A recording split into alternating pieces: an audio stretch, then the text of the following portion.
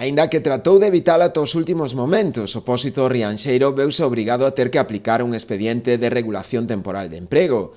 O ERTE afectará un total de 5 traballadores, 3 administrativos e 2 operarios de lonxa. En principio, que levamos de facturación en este trimestre son 100 e pouco mil euros, cando un ano normal serían sobre 1 millón de euros, máis menos.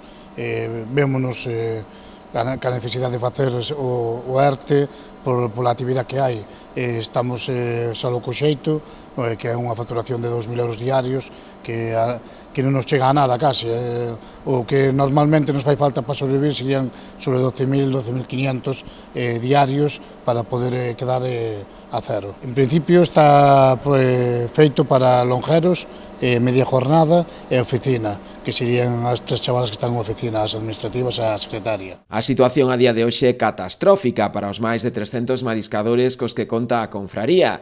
O marisqueo a pé permanece pechado e o da flote ten solicitado o cese de actividade. A actividade é nula no marisqueo. E estamos solicitando o cese de actividade para o marisqueo a flote, en principio sería hasta junio, finais de junio, con opción a prórroga hasta setembro.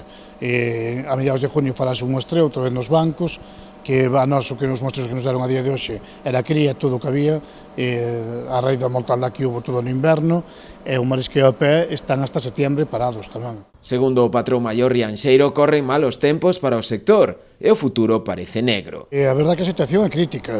Esperemos que de unha vez por todas empecen a ejecutar os cartos eses e empecen a regenerar as rías, porque senón isto non vamos ter o problema a día de hoxe, vamos ter ainda para o ano que ven. Isto ten que empezar canto antes, porque, como ben dicía o conselleiro, no seu día, a corto plazo non hai nada. Pero a largo plazo, se non empezamos inmediatamente, non vai haber nada tampouco.